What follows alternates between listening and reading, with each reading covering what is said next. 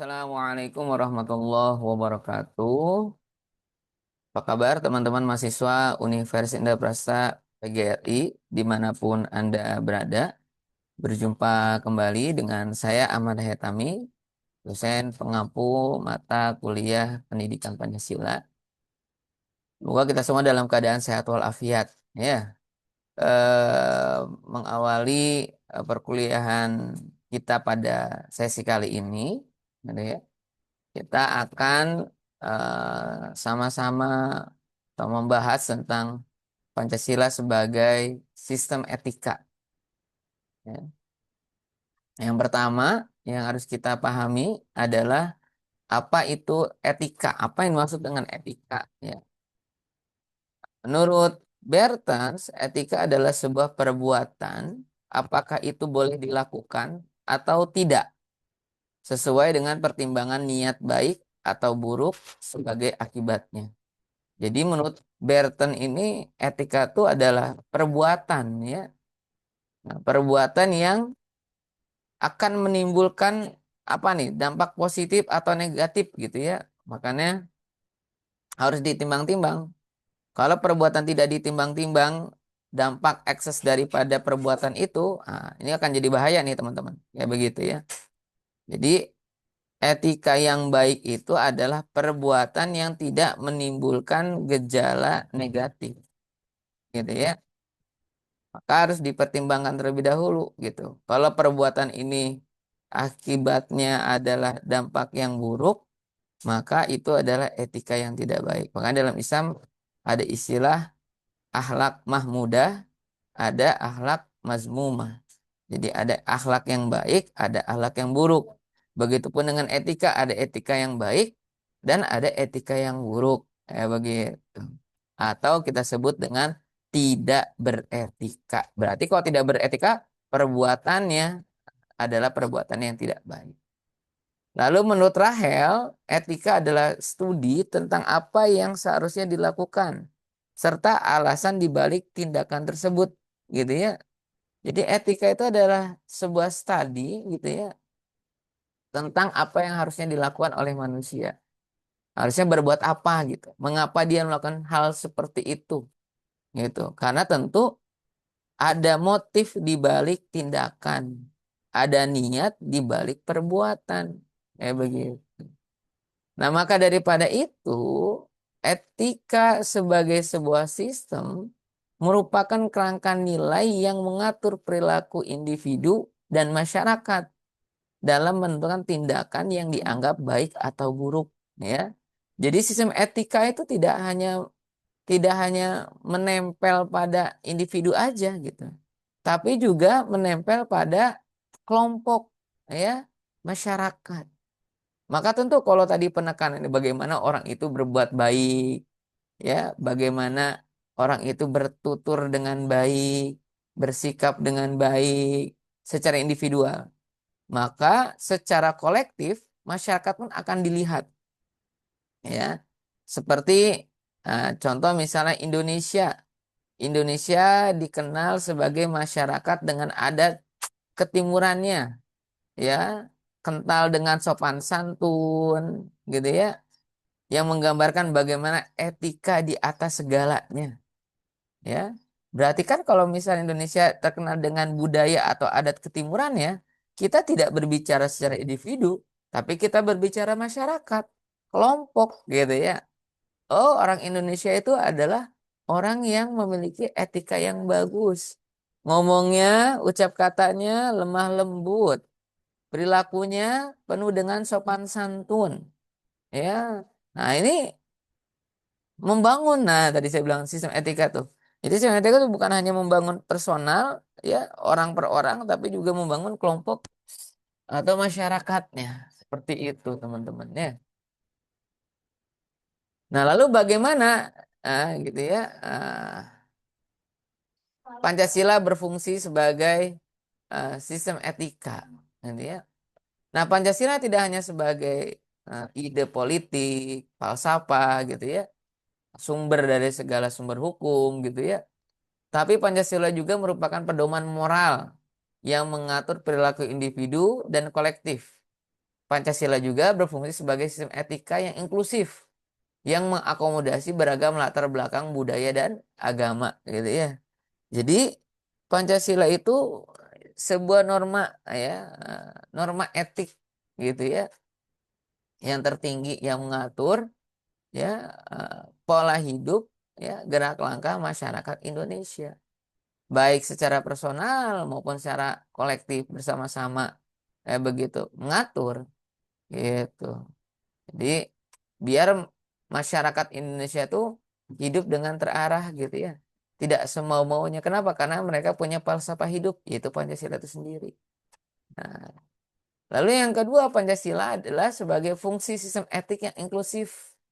Jadi Pancasila itu nggak eksklusif. Pancasila itu eksklusif, punya seluruh masyarakat Indonesia. Ya, bukan hanya bagi mereka yang mengatakan diri sebagai pro pemerintah atau sebaliknya dia bukan milik orang-orang yang oposan terhadap pemerintah. Enggak. Pancasila itu punya semua. Ya, bukan punya kelompok dan golongan. Pancasila itu punya rakyat Indonesia yang 284 juta ya, yang terdiri dari Sabang sampai Bovendigul. Wah, itu segitu tuh. Ya begitu. Jadi nggak bisa Pancasila itu dikotak-kotakan gitu ya. Nggak bisa. Oh, Pancasila punya orang ini, Pancasila punya orang yang enggak, Pancasila punya semua. Karena yang dianut adalah sistem etika yang bersifat inklusif, bukan eksklusif, ya. Sehingga dapat mengakomodasi dengan adanya inklusivitas, gitu ya, dalam beretika itu mengakomodasi beragam latar budaya maupun agama. Tentu kalau kita berbicara budaya, berapa ratus coba model budaya yang ada di Indonesia, ya.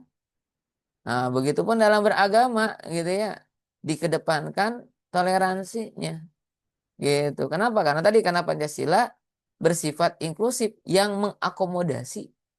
Itu. Jadi yang dikedepankan adalah nilai-nilai toleransinya. Begitu. Menghormati, tidak mengganggu. Yang ada justru sebaliknya mensupport gitu ya. Kalau ada ya masyarakat yang lain, saudara-saudara lain yang berbeda keyakinan, ya agar diberikan akses kemudahan gitu dalam beribadah. Nah, maka daripada itu Pancasila berfungsi sebagai sistem etika yang tidak hanya relevan dalam konteks sejarah dan politik, tetapi juga dalam praktik kehidupan sehari-hari. Jadi kalau kita berbicara Pancasila, bahaya Pancasila bukan hanya sebatas historis masa lalu, bagaimana pembentukan BPU PKI menjadi PPKI lalu disahkan pada tanggal 18 Agustus 1945 gitu ya. Enggak, bukan begitu. Atau Pancasila dianggap sebagai alat politik gitu ya. Sehingga terjadi apa? Terjadi apa? Pengkotak-kotakan gitu ya. Nah, begitu. Enggak. Pancasila itu inklusif buat semua gitu ya. Bahkan harus diimplementasikan dalam kehidupan sehari-hari. Oleh siapa? Oleh seluruh rakyat Indonesia tanpa terkecuali. Apapun latar belakang budaya maupun agamanya. Seperti itu. Nah, selanjutnya kita akan lihat bagaimana nilai etika dalam Pancasila. Yang pertama dari sila yang pertama, mendorong individu untuk hidup sesuai dengan ajaran agama dan toleransi. Jadi nilai etika dalam implementasi sila yang pertama adalah bagaimana individu ya si pelaku itu ya atau dari orang yang memiliki agama ini bertanggung jawab atas agama yang diyakininya. Artinya apa? Kalau Islam ya dia harus sholat, puasa, bayar zakat, begitu. Nah, ini baru sesuai dengan agama, toleransi, bijaksana, menghormati perbedaan orang lain, gitu. Nah, ini yang masuk ke dalam kategori toleransi. Nah, itu adalah nilai etik yang terkandung pada sila yang pertama. Jadi spirit yang pertama adalah bagaimana orang yang beragama menjalankan syariatnya.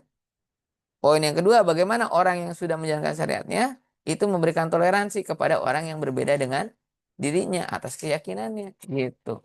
Nah, itu nilai etik pada sila yang pertama. Lalu nilai etik pada sila yang kedua mendorong individu untuk memperlakukan orang lain secara adil dan beradab. Begitu ya. Ya bagaimana ya, orang dapat berperilaku adil, ya proporsional gitu. Jangan kalau sama maling ayam udah kayak orang kesurupan, sama koruptor kayak orang meriang. Nah, begitu.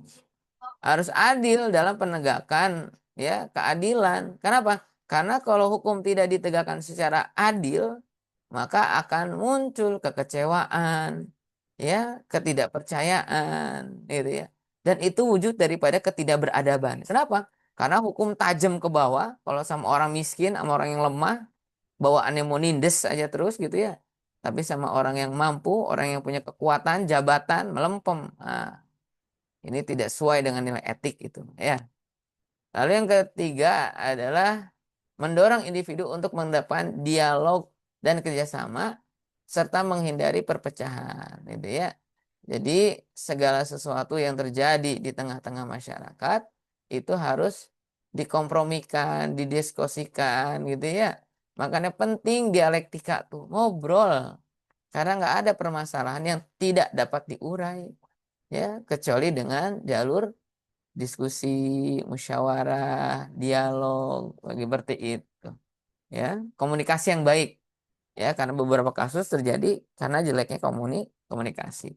Yang dikedepankan adalah persatuannya, yang dihindari adalah perpecahannya. Kenapa? Karena tentu setiap kita punya perbedaan masing-masing. Karena sadar kita punya perbedaan masing-masing, jangan dicari perbedaannya, tapi dirawat persamaannya. Seperti itu.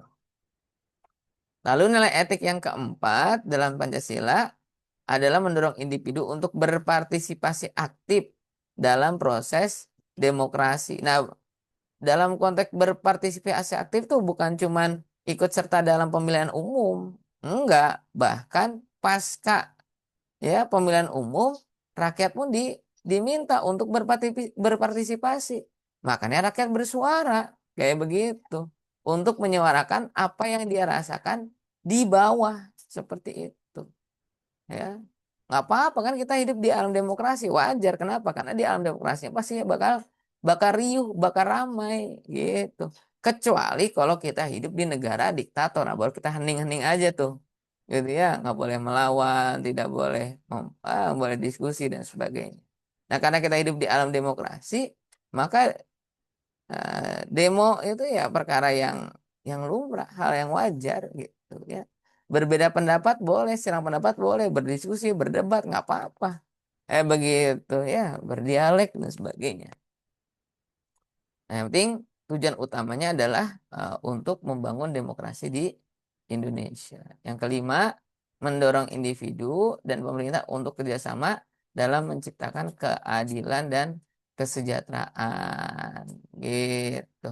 Kalau DPR punya mitra yaitu kementerian, nah masyarakat punya apa? Punya tool, punya power kayak begitu. Karena dalam dalam negara demokrasi yang jadi tuan adalah rakyat gitu, bukan presiden dan pembantunya.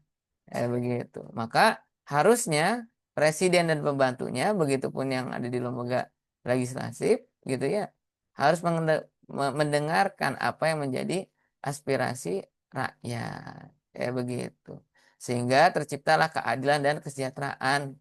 Begitu. Rakyat minta undang-undang perampasan aset selesai, selesaiin dong.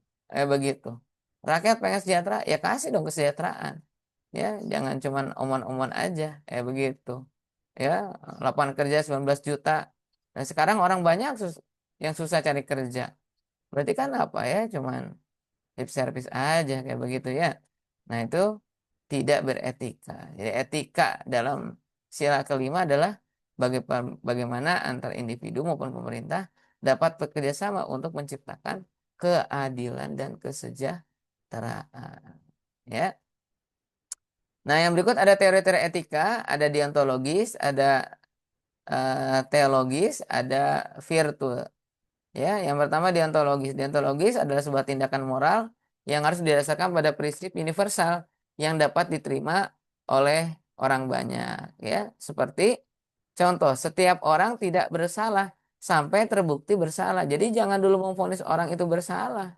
kalau belum ada putusan yang ingkrah, putusan yang tetap yang menyatakan bahwasanya orang itu bersalah.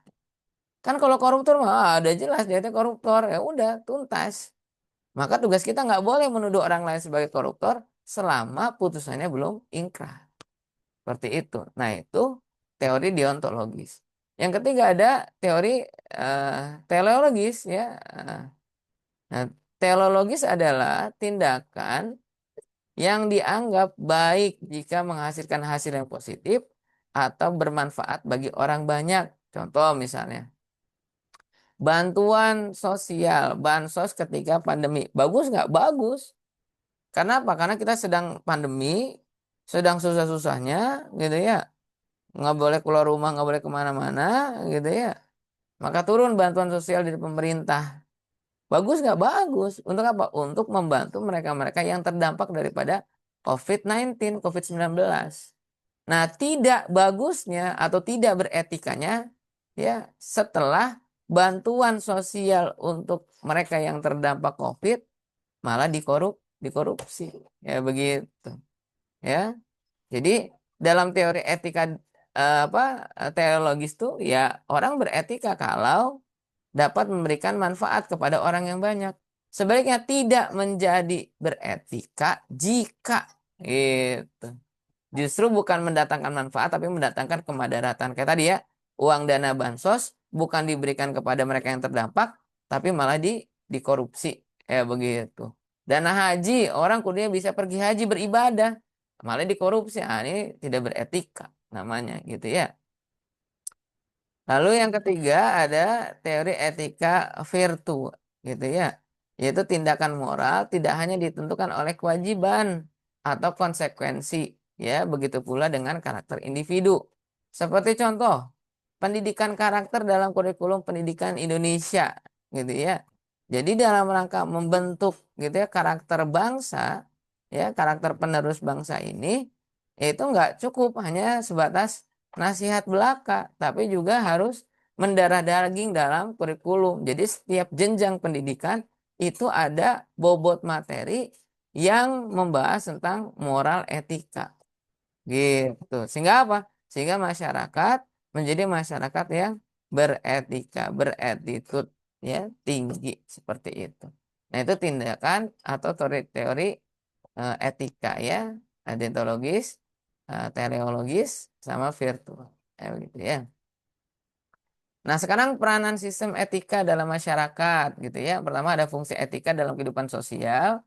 Etika berfungsi sebagai pengatur perilaku individu dan kelompok dalam masyarakat, sebagaimana pada sila kedua yaitu kemanusiaan yang adil dan beradab. Menekankan pentingnya menghargai dan memperlakukan manusia secara adil. Jadi fungsi etika dalam kehidupan sosial adalah mengedepankan nilai-nilai kemanusiaan dan nilai-nilai keadilan secara beradab. Ya begitu. Ya. Karena jika manusia tidak diperlakukan sebagaimana manusia yang seutuhnya, gitu ya, maka manusia akan berperilaku sebagaimana binatang. Jika keadilan tidak ditegakkan setegak-tegaknya, maka hukum rimba akan berjalan. Ya, apalagi ya, semua itu adalah ciri daripada ketidakberadaban. Kenapa? Karena tidak memperlakukan manusia sebagai manusia dan tidak menegakkan keadilan. Nah, itu fungsi etika. Lalu yang kedua ada dampak etika terhadap perilaku. Apa dampaknya gitu ya?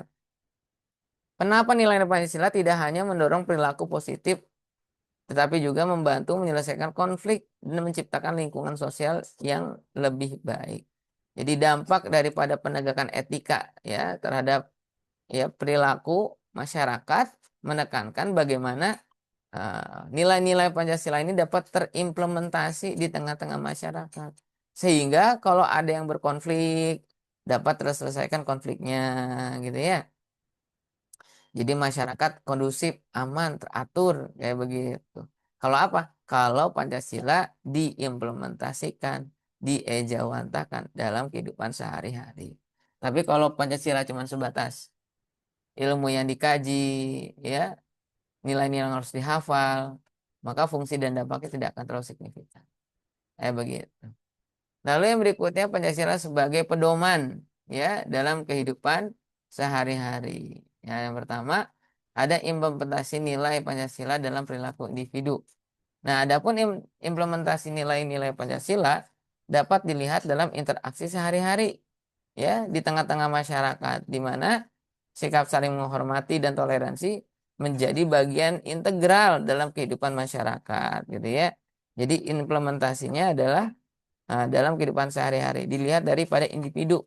Karena nanti individu-individu inilah yang akan membentuk tatanan masyarakat, gitu ya. Begitu. Jadi implementasinya adalah bagaimana individu dapat melaksanakan nilai-nilai yang diajarkan dalam Pancasila, gitu ya. Bukan malah mencari celah. Lalu yang kedua, Pancasila sebagai dalam konteks bisnis, ya. Implementasi nilai Pancasila dapat dilihat dalam perilaku bisnis yang memperhatikan kesejahteraan karyawan dan menciptakan lingkungan bisnis yang sehat serta berkelanjutan, sustainable, ya. Ya, perusahaan yang bagus adalah perusahaan yang sustain gitu, yang berjalan gitu. Cuman berjalannya melanggar etika atau enggak? Ya, melanggar Pancasila atau enggak? Nah, itu yang harus kita kritisi, teman-teman, gitu. Ada perusahaan yang sustain gitu ya, berkelanjutan dari tahun ke tahun, tapi ngerusak ngerusak bumi, ngerusak tanah. Nah, ini mah nggak beretika namanya. Ya, secara bisnis bertumbuh, tapi secara etika anjlok, kayak begitu. Ya, jadi dalam berbisnis itu bukan hanya memikirkan dan mementingkan bagaimana kita profit, untung gitu ya. Tapi dalam bisnis kita juga harus memperhatikan bagaimana etika kita. Ya, begitu. Lalu yang ketiga, Pancasila dalam pendidikan dan pembentukan karakter. Nah, implementasi nilai Pancasila dapat dilihat dalam kurikulum yang tidak hanya berfokus pada aspek akademis, ya, nggak cuma penting ngelihat nilai angka aja gitu ya, tapi juga dalam pengembangan karakter dan moral melalui kegiatan ekstrakurikuler yang mengedepankan nilai-nilai gotong royong dan kepedulian terhadap sesama. Jadi artinya dalam konteks yang ketiga, dalam pembentukan karakter gitu ya, Pancasila bukan hanya sebatas ilmu yang dipahami, tapi juga diamalkan dalam baik ekstrakurikuler maupun kokurikuler gitu ya, yang mengedepankan nilai-nilai gotong royong, kepedulian terhadap sesama, kayak begitu. Nah, ini namanya pendidikan karakter. Oke. Pancasila dan tantangan etika di era modern, ya. Nah, dampak globalisasi terhadap nilai Pancasila. Apa dampaknya gitu ya? Pancasila sebagai sistem etika harus mampu beradaptasi dengan perkembangan budaya yang masuk dari luar tanpa kehilangan esensi, dengan melestarikan budaya lokal seperti festival budaya dan pendidikan karakter di sekolah. Jadi ya, karena kita hidup di era yang nggak bisa kita tahan-tahan gitu ya, kedatangan sumber informasinya, maka tugas kita adalah bagaimana kita bisa meng-counter gitu ya, budaya luar yang masuk gitu ya, dengan hal-hal yang menarik gitu ya. Seperti ada tadi festival budaya gitu ya, atau pendidikan karakter yang ada di sekolah. Nah, dua cara ini diperuntukkan, ya, tidak lain dan tidak bukan kecuali untuk mempertahankan, ya, budaya lokal seperti itu. Ya, boleh kita mengetahui budaya luar, tapi jangan sampai budaya kita sendiri asing bagi kita seperti itu. Nah, lalu ada tantangan etika di era digital, ya. Tantangan etika di era digital adalah bagaimana masyarakat memerlukan pemahaman yang lebih mendalam tentang tanggung jawab individu dalam menggunakan teknologi dengan mengedepankan prinsip kemanusiaan yang beradab. Jadi artinya dalam bersosial media kita pun harus memperhatikan gitu ya, orang-orang yang ada di sekeliling kita gitu. Makanya nggak boleh menyebarkan berita hoax gitu ya. Karena bisa apa ya, bisa berdampak kepada mereka-mereka yang dibicarakan gitu ya, yang dijadikan objek gitu. Yang mana objek ini belum tentu bersalah gitu. Nah, ini kan bahaya nih. Malah jadi timbul fitnah. Begitu. Makanya di tengah, ya, zaman natif digital hari ini, kita tuh harus sering-sering tabayun gitu ya. Mengcross-check bener nggak informasi yang sudah ada gitu. Jangan-jangan informasi ini cuman kabar burung aja, gitu. Kan sekarang mah yang penting viral gitu ya, perkara benar dan salah nomor dua, nomor tiga gitu. Yang penting viral aja dulu. Nah, kayak begitu.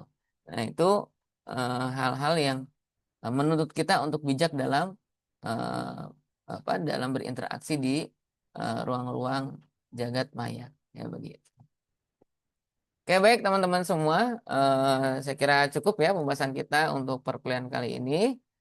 Semoga apa yang telah disampaikan ada manfaatnya, dan tentu harapan saya untuk kita semua, kita tidak hanya paham, kita tidak hanya hafal tentang poin-poin yang terkandung dalam Pancasila dari sila pertama sampai sila kelima, tapi juga kita dapat mengimplementasikannya dalam kehidupan kita sehari-hari. Mungkin itu yang bisa disampaikan, teman-teman. Kurang lebihnya mohon maaf. Saya akhiri. Wassalamualaikum warahmatullahi wabarakatuh.